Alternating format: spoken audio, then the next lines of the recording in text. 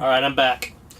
I've done a couple things since I've changed a couple things actually. I remember I told you I was going to cut the tubing to 63 millimeters to get that 8 grams.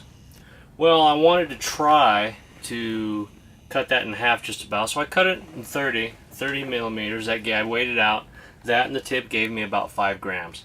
I haven't yet done the calculation, but hopefully we'll be anywhere between a ballpark of 85 to maybe 90, 95 grains. Might be wrong.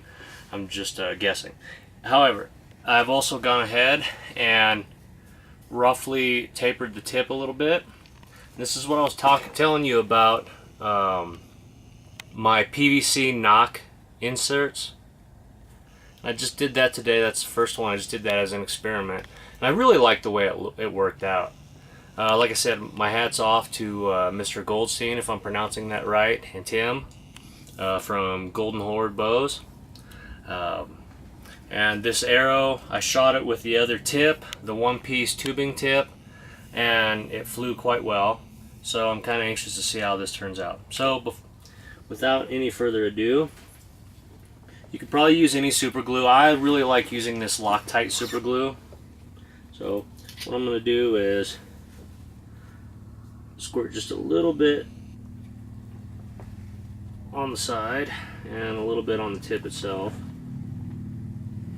both sides. Don't really need a lot. This is just to get it in there and stationary. So get it all the way down, make sure I'm centered.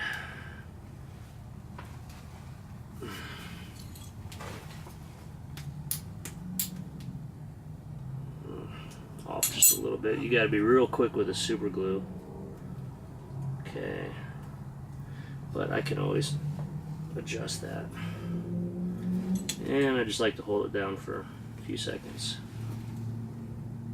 Doesn't take very long for that super glue to set. Now I want to try my fit again. Okay, there we go, we're good. Now it's off just a little bit to one side, but it's barely noticeable. Alright, at this point, I'm going to go ahead and drop a few drops of super glue down into the sleeve, the collar. Just enough. Of course. Alright, and just a little bit around the shaft. I said you really don't need a lot, because once we run these rings around it, it's going to really lock it up tight. So, okay. Now at this point you want to kind of let it sit for a few seconds to really dry up well. I don't know if you can notice it, but you can see a little bit of gap between that copper sleeve and the shaft of the arrow. Now when we get ready to run these rings around that, that's actually going to tighten that up, so it should close that gap up. So you don't really need any additional super glue to close that up. As you can see, this is already, you could probably shoot it just the way it is. It's already quite sturdy. The reason I wanted to use the collar is because I've used this artificial sinew in the past, and every time it goes into the target, you're tearing that artificial sinew up. So after, going out and shooting for a day, you're going to have to come back and rewrap that. And this adds some stability to it and adds a little bit of weight to the tip of this fairly light arrow. Now, I've got a couple different tube cutters that I like. You've got your standard tube cutter that you can find in any hardware store. And I found this one. I don't know where it came from or how old it is, but I found it. And I really like this one. But at any rate, on all these tube cutters, the rollers are the same. You've got a notch to give clearance for the cutting blade, and you've got a small portion of the roller on this side and a longer portion on this side. I like to orient the smaller portion and line it up. I don't know if you can see that. Line up this smaller portion of the roller towards the tip and just line that up with the edge of the collar. So I'll go do that real quick. I'll do that really quick. And really, you don't want to smash down on this to get it started. You just want to kind of do it in very tiny increments.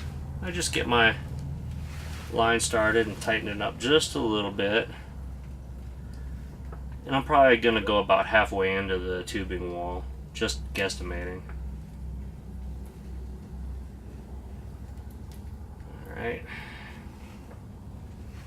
One more pass. Okay. That should be enough to establish a fairly good grip. Now I'm going to flip this over. Actually, I'm going to flip my tubing cutter over. And again, I'm going to align the small portion of that roller on the opposite end. Let me loosen that up a little bit. I don't know if you can see that. Okay.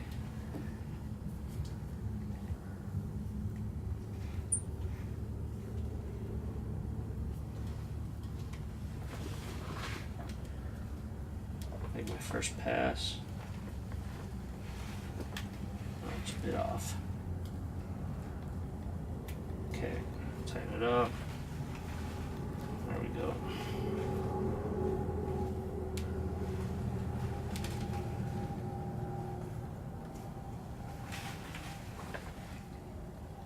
Okay, that's probably enough to establish a good crimp on the inside.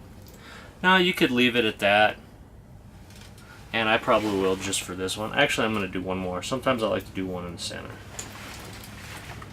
And for this, it doesn't really matter how you orient the rollers.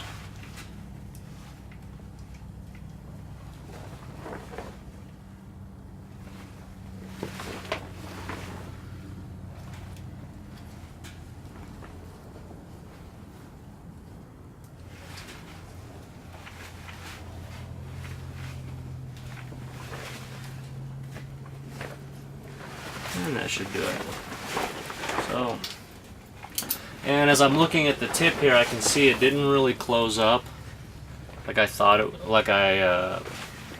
like experiences showed me in other experiments. I guess it's just kind of hit or miss, and that could be because the blade is a bit off-centered because I didn't quite get it in there quick enough before the super glue set.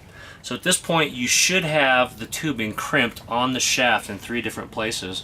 Along with your epoxy or your super glue to help hold that in. And that's going to be a very stable tip right there. So I'm going to go string up a little 35-pound bow I have. I'll get that, and we'll take a few shots and see how she flies.